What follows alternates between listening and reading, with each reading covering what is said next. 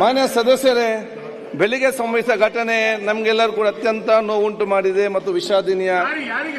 ಈ ಪೀಠ ಕೇವಲ ಒಂದು ಕುರ್ಚಿ ಅಲ್ಲ, ಇದು ಪ್ರಜಾಪ್ರಭುತ್ವದ ಪ್ರತೀಕವಾಗಿದೆ, ಸತ್ಯ ಮತ್ತು ನ್ಯಾಯದ ಸಂಕೇತವಾಗಿದೆ.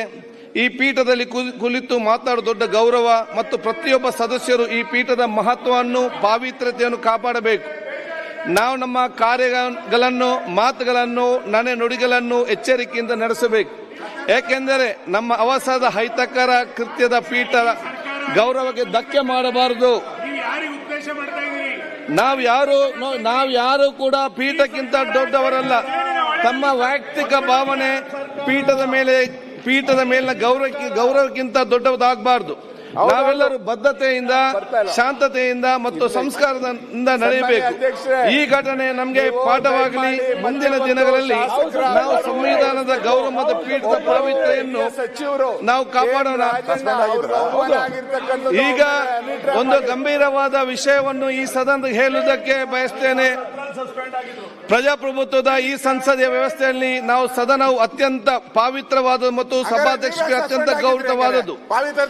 ಸದನದ ಕಾರ್ಯಕಲಾಪಗಳು ಅಡ್ಡಿಪಡಿಸುತ್ತಾ ಸಭಾಧ್ಯಕ್ಷರ ಪೀಠ ಲೆಕ್ಕಿಸದೆ ಈ ಸಂಸದೀಯ ವ್ಯವಸ್ಥೆಗೆ ಧಕ್ಕೆ ಬರುವಂತೆ ಈ ಸದನದಲ್ಲಿ ಯಾರಾದರೂ ಅಗೌರವವಾಗಿ ಅಶಿಸ್ತಿನಿಂದ ಮತ್ತು ಬೇಜವಾಬ್ದಾರಿಯಿಂದ ನಡೆದುಕೊಂಡಿದ್ದರೆ ಅದನ್ನು ಈ ಪೀಠದಿಂದ ಸಹಿಸಲಿಕ್ಕೆ ಸಾಧ್ಯವಾಗಲಿಕ್ಕಿಲ್ಲ ಮತ್ತೆ ಸಾಧ್ಯವಾಗುವುದಿಲ್ಲ. ಯುಟಿ ಖಾದರ್ ಶ್ರಮಿಸ್ತಾರೆ, ಅದು ಈ ಪೀಠ ಶ್ರಮಿಸುವುದಿಲ್ಲ.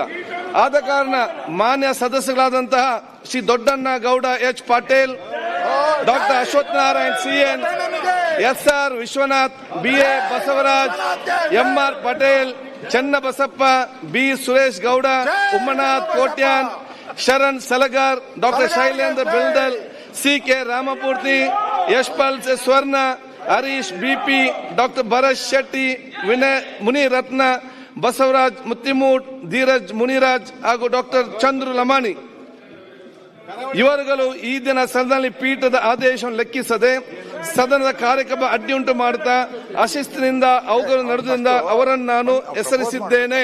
ಮಾನ್ಯ ಸಚಿವರು, ಅಧ್ಯಕ್ಷರೇ, ಫಸ್ಟ್ ಸನ್ಮಾನ್ಯ ಅಧ್ಯಕ್ಷರೇ,